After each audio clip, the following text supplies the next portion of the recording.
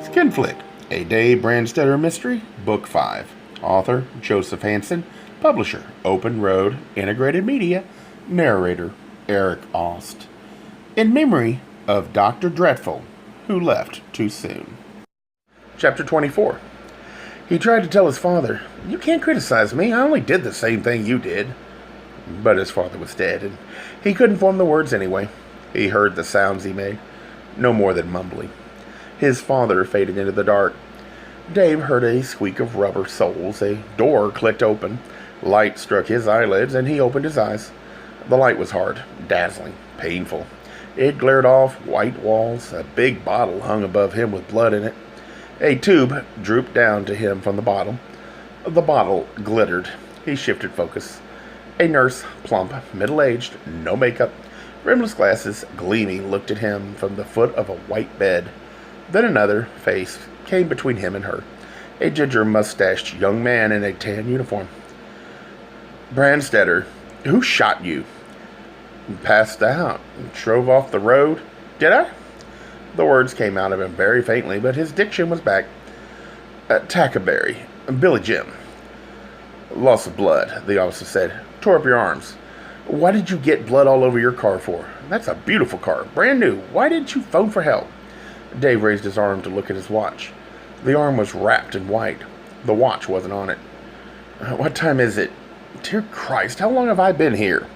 He tried to sit up. The nurse made a sound. The officer pushed him back on the pillows. "Where am I?" Dave said. "Astaka," the officer said. He read his own watch. How long?" 2 hours. 2.5. No," Dave said. "The doctor had to sew up your arteries. That's why you have to lie still," the nurse said strictly. "You lost a great deal of blood." "I need to phone," Dave said. A telephone crouched on the table. Next to the bed, his bundled forearms lay on the blanket. Only the fingers stuck out of the bandages. He worked them. That was all right. "Los Angeles, Lieutenant Jamie Salazar, L.A. County Sheriff's Homicide Bureau." "You're in good hands here," the officer said. "I believe it," Dave said. "But Tackleberry's going to kill somebody down there." He rolled on his side, started to reach for the phone. The nurse put his arm back. There was no pain. "They used locals," he said to her. "Was I that far out? What did I do? Hit my head?" "You should have worn your seatbelt," she said. "I'll phone for you," the young officer said. "It's in the building on Temple Street," Dave said. "If he's not there, get them to patch you through to his home. Tell him." "You can tell him," the officer nodded at the bedside phone. "After I get him." "Who's the target?" "Jack Fulbright. He lives on a boat at the marina." "Salazar?" the officer said. "I'll try." He went out of the room, and a tall child dressed like a doctor came in. He cocked an eyebrow, turned down the corners of his mouth approvingly. "You look okay for somebody almost bled to death." "Good. Then I can go. It's urgent." Dave tried to sit up again and was pushed back again. The doctor put the cold, round circle of a stethoscope to Dave's chest. He shifted it. Again, he took the ends out of his ears. He pulled up the lid of Dave's right eye. Dave said, "It's a matter of life and death." "You're a private investigator," the tall child said. "That's pretty romantic." "It's life and death, just the same," Dave said. 2 men are already dead because an army hospital let a soldier out of the rubber room before he was ready. Tonight, he tried to kill me, and he's on his way to... The door opened, and the officer with the ginger mustache came in. "Salazar isn't at his desk, and your name isn't on the list of people they patched through to him at home. So who else?" Dave told him about Ken Barker. "There's an address book with phone numbers in it in my jacket." "Have you got my jacket?" "What's left of it," the officer said. "Well, if you can't reach Barker," Dave said, "please call John Delgado. He works with me." The doctor took the telephone off the table and carried it to the windowsill and left it there. He said to the officer, "You do all the phoning, not him." "I'm leaving," Dave said. "When that bottle's empty," the doctor said. "You have a concussion. I want you here till Saturday." "Splendid," Dave said. He looked at the ginger-mustached youth. "Okay, please tell Barker to get down to the marina and arrest Jack Fulbright. He's got drugs on that boat. He's probably in bed with an underage kid. The ideal is to get him into jail where Billy Jim Tackleberry can't get at him. Has this Tackleberry got a license number? It was too dark, Dave said, and I was busy. You can get the number, can't you? And will you hurry and get Barker, please, LAPD? Homicide Division. Right. We'll get the license number, too. He tried to kill you, right? And you'll swear to that, right? So I'll put out an APB. Good, Dave said. Only get Barker first, okay? But he couldn't get Barker. Barker had gone on a trip. So I tried your man Delgado. Nobody answers. Dave looked at the bottle. The blood was dripping into him very slowly. The nurse touched the bottle. She touched the place where it was taped to the inside of his arm, just above the bandages. Dave said to the officer, "There's another number in there, Amanda Brandstetter. That'd be your wife. You want me to tell her what happened to you? You wanted to come and get you." "What's the matter?" Dave said. "Won't my car run?" "It's all right," the officer said, "if you don't mind all the blood." "Don't tell her what happened to me," Dave said. "Just tell her I got tied up here. Ask her to find Johnny Delgado and get him down to the marina. For the purpose I've already outlined, all right? To get Jack Fulbright off that boat and hidden someplace where Tackleberry can't blow him up with that shotgun. Tell her Johnny will be in bar someplace near the Sea Spray Motel in Santa Monica." "That doesn't sound like it would work very well," the boy with the ginger mustache said. "Then you make an official connection to the LAPD," Dave said. "They'll act for you when they wouldn't for a PI, not even a PI who's been shot." "You don't know Tackleberry's really going there." The boy looked uncomfortable. "I'd have to clear it with the chief. Tackleberry could be running for Mexico." "Forget it," Dave said. "We wouldn't want to get the chief out of bed. If he got LA all upset and nothing happened, it could be embarrassing for me," the boy said. "There's another number in my book. Randy Van. Tell him I got smashed up. He'll go down and warn Fulbright." "Has somebody named Randy Van got muscles?" "Enough to pick up the phone," Dave said. "I did put out the bulletin," the boy apologized. "It's all right," Dave said. "Just phone Van now." The boy went and the doctor looked in. "Nurse, I want him to have something to make him sleep."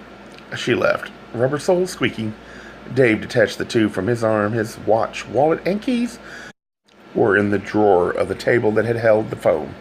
His clothes weren't in the closet. He pulled back the loosely woven yellow-orange curtains at the window. A stocka looked as lively as when he'd come through earlier. Trees tossed shaggy in the wind, silhouetted against a streetlight. A step sounded in the hall. He went into the bathroom and turned the lock, knuckles rapped. "Are you all right?" "Fine," he said. "I'll be out in a minute." And he was, out the window.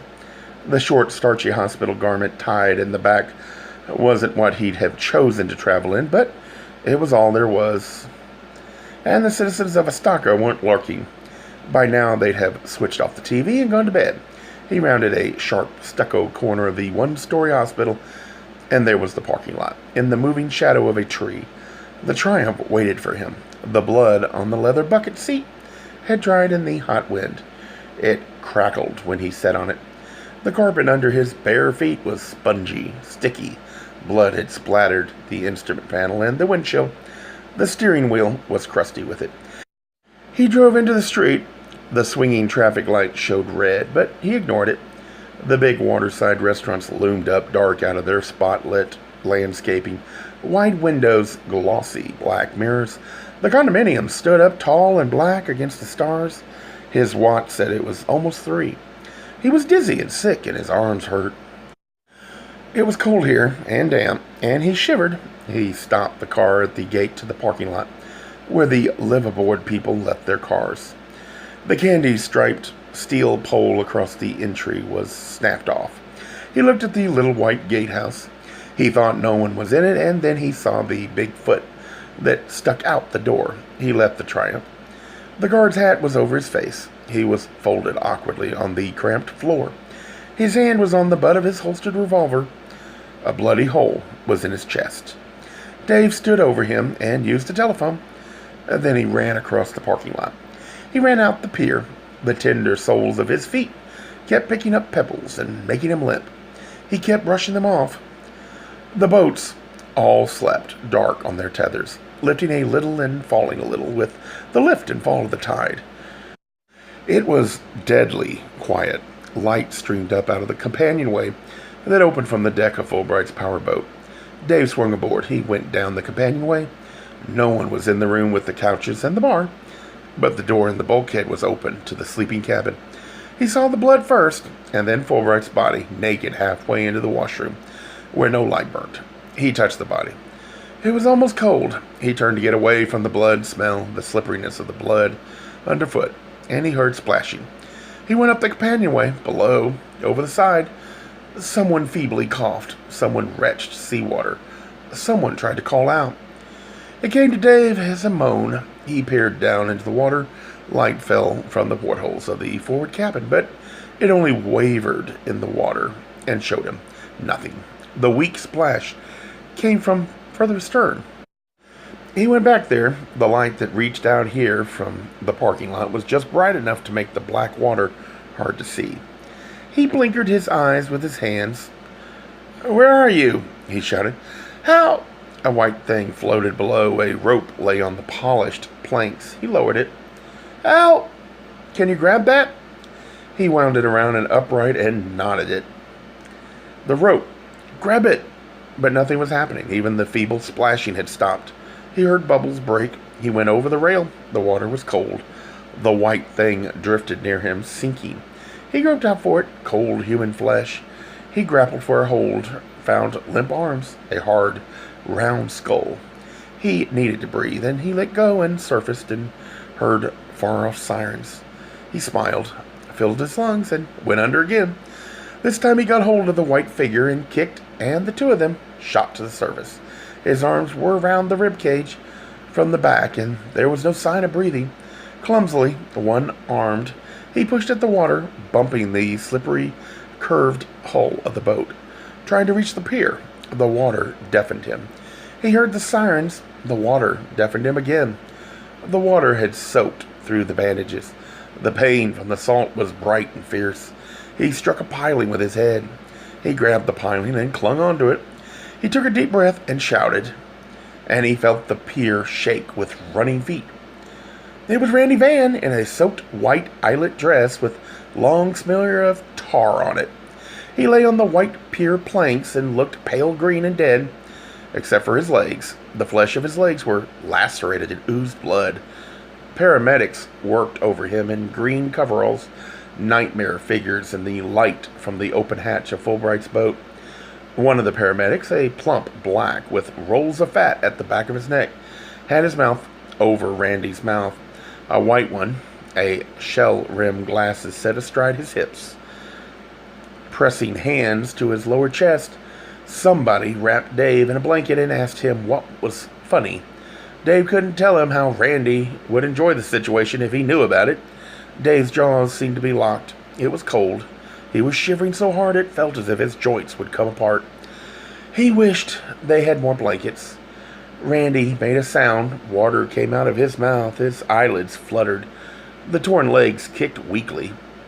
The black and the boy in glasses put him on a chrome-plated gurney and ran, pushing it up the pier, past staring people in bathrobes toward the parking lot, where lights winked amber on and off atop police cars, and a light spun around and round atop an ambulance. The one in the green coverall who had put the blanket around him pushed him down. He was weak, and he went down easily. He tried to say that he could walk, but the shuddering wouldn't let him. He was pushed flat. His legs were hoisted. Then came another blanket, and that was fine. He shut his eyes, and the little wheels jarred over the planks. It went on so long it put him to sleep. Amanda said, "My God, look at his arms! Dave!" He opened his eyes. She was kneeling beside him.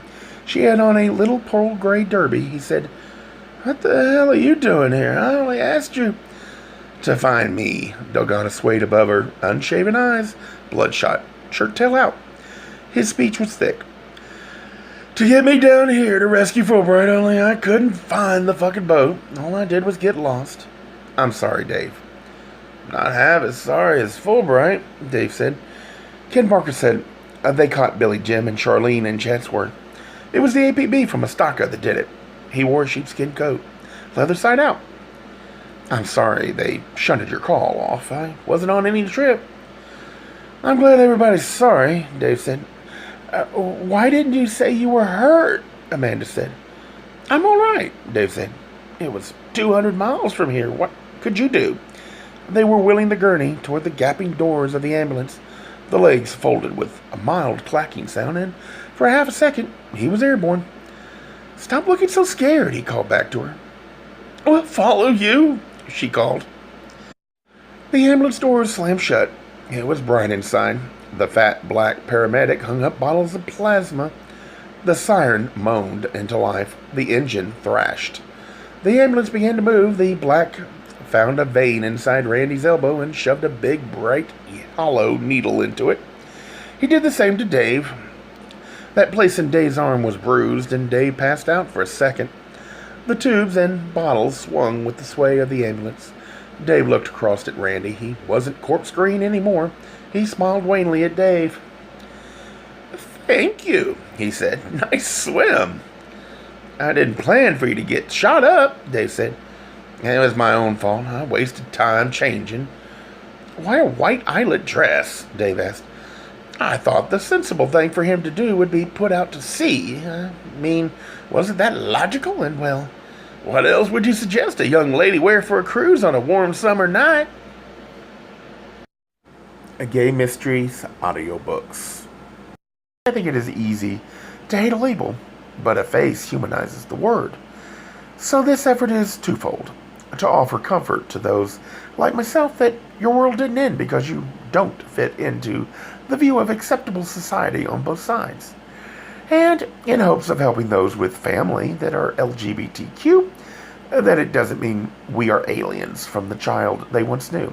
Reassure them so they can maybe be supportive at the same time, being true to their values.